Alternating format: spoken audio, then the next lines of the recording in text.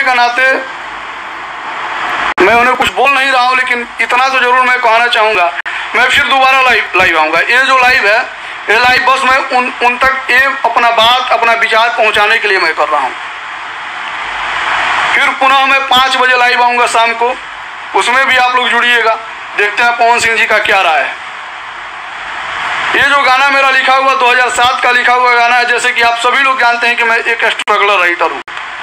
हर singer मुझे phone करता है, भैया 2 गाना मुझे सुनाइए, 4 गाना मुझे सुनाइए, पसंद आएगा तो गाएंगे, नहीं पसंद आएगा तो नहीं गाएंगे। अब मैं कोई विनय बिहारी भोजपुरी इंडस्ट्री का और बॉलीवुड इंडस्ट्री का मैं जावेद अख्तर और गुलजार जी तो हूँ नहीं कि मैं जो लिख दूंगा वही सिंगर गाएगा। लोग मुझसे गाना सुनते हैं, कई गीतकार बंधु भी मुझे फ़ोन करते हैं गायक बन के कि भाई कुछ गाना मुझे चाहिए, मुझे गाना है और सुनाइए। मैं उन लोगों को गाना सुनाता हूँ, गाना कॉपी कर देता है, मालूम नहीं चलता है। अब कहाँ पे कौन गाना बज रहा है कोई नहीं जानता है, लेकिन अब मान लीजिए पवन जी का गाना आया जिसे हमको नजर आया, और आलम दिलशाद भाई लिख रहा है कि हम आपका बात भी मानते हैं भाईजान, मगर इसमें पवन भैया का कोई गलती। पवन भैया को मैं गाली नहीं दे रहा हूँ, पवन सिंह जी को मैं गाली नहीं दे रहा, मैं पवन जी को दोषी भी नहीं ठहरा रहा हूँ, लेकिन गलती है तो है, गलती है तो है। मेरा गाना है, कैसे गा दिए? कम से कम इनको यूट्यूब पे सर्च करना चाहिए।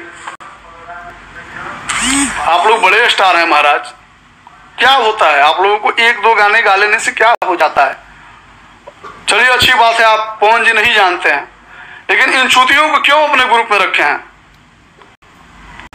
जो लोग आप पहले से ही नाम बदनाम है, जो लोग पहले से ही चोर गीतकार के नाम से जाने जाते हैं, जो कि गीतकार है ही नहीं। गीतकार इन लोगों को कहना भी मतलब पाप होगा, गीतकार इन लोगों को बोला नहीं जा सकता है।